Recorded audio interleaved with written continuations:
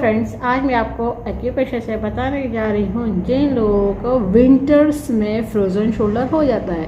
कुछ लोगों को सिर्फ ठंड के मौसम में फ्रोज़न शोल्डर होता है, बाकी टाइम में उनका ठीक रहता है। अब विंटर्स में फ्रोज़न शोल्डर क्यों होता है? पहली चीज़ तो बहुत सारा कपड़े लेयर पे लेयर चढ़ जाती है, तो फिर क्या होता है, हाथ का मूवमेंट कम हो जाता है।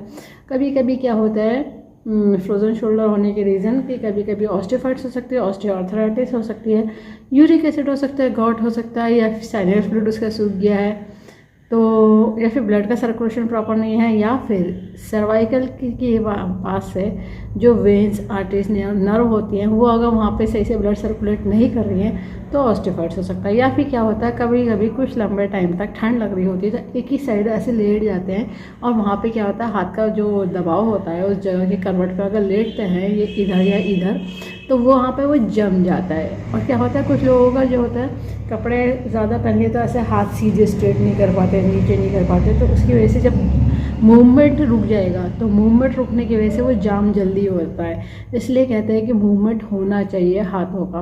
कुछ लोगों की सिर्फ आदत होती है सिर्फ इतना ही हाथ उठाना, इसलिए स्ट्रेट हाथ तो हमेशा बार बार बीच बीच में पूरे दिन भर में उठा लेना चाहिए।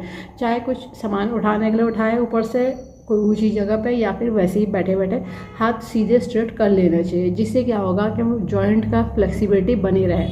कभी कभी जॉइंट की फ्लेक्सिबिलिटी इसीलिए ख़त्म होती है, जो शोल्डर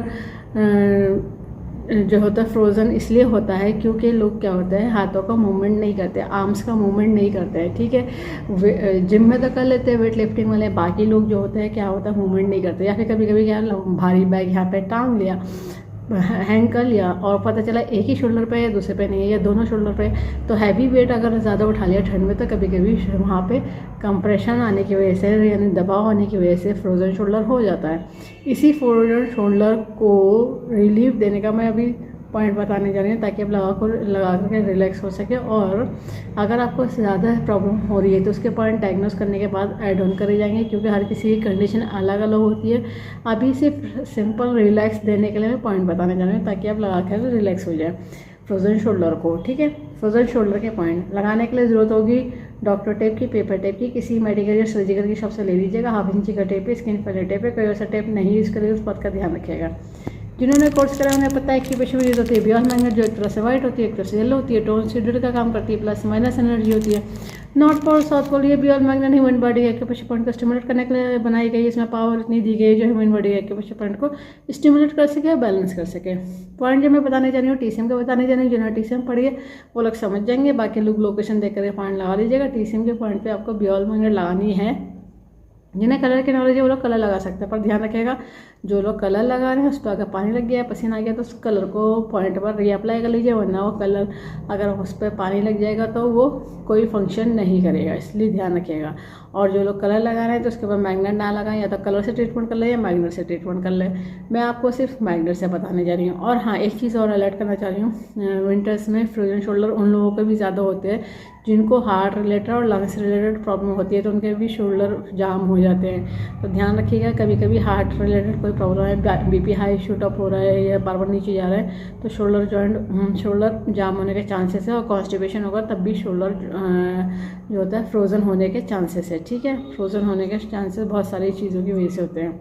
अब देखिए, ये हमारी इंडेक्स फिंगर है। इंडेक्स फिंगर में मिडिल फिंगर की तरफ जो मेरिडियन आती है वो आती है हार्ट की। ठीक है, ये पॉइंट लोअर जॉइंट पर आएगा इस जगह पर, इसको कहते हैं हार्ट का 1 पॉइंट H1। फिर इसी इंडेक्स फिंगर में थंब की तरफ जो मेरिडियन चलती है वो चलती है लार्ज इंटेस्टाइन की, तो लोअर जॉइंट में जो ये पॉइंट आता है लार्ज इंटेस्टाइन का 15। फिर इसी इंडेक्स फिंगर में मिडिल फिंगर की तरफ जो मेरिडियन चलती है वो स्मॉल इंटेस्टाइन की चलती है, तो ये जो पॉइंट आएगा इसको कहते हैं स्मॉल इंटेस्टाइन का 9 पॉइंट। ठीक है, इस कंडीशन के अकॉर्डिंग अगर विंटर्स में फ्रोजन शोल्डर हो गया है तो इन पॉइंट को करा जाएगा सीडेड करने का तरीका रहेगा कि बियॉन्ड मैग्नेट पेपर टेप में से ये जब येलो विजिबल होती है तो इसको कहते हैं सीडेड। इस कंडीशन के अकॉर्डिंग आपको करना पड़ेगा इन पॉइंट को सीडेड। ये देखिए, ये येलो की विजिबिलिटी आ रही है,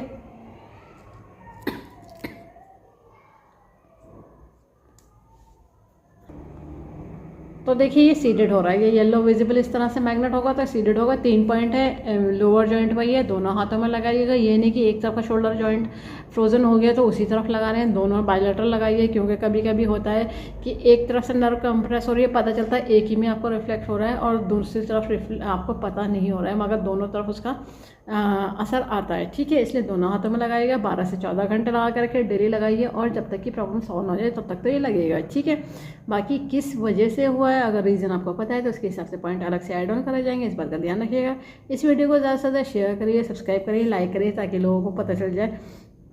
एक्यूप्रेशर से सभी जाएंगे डिजीज़ को ट्रीट कर देते हैं, क्योर कर देते हैं, कंट्रोल कर देते हैं, रूट कॉज को ठीक कर देते हैं। फ्यूचर में दोबारा कभी प्रॉब्लम नहीं आती, बस लाइफ स्टाइल को ठीक रखना होता है। बेल आइकन प्रेस करना ना भूलिएगा, जब भी मैं नया वीडियो अपलोड करूँगी तो आपको लेटेस्ट नोटिफिकेशन मिल जाएगा। लाइक करना ना भूलिएगा। इस वीडियो को एंड तक देखने के लिए thank you very much. See you next time.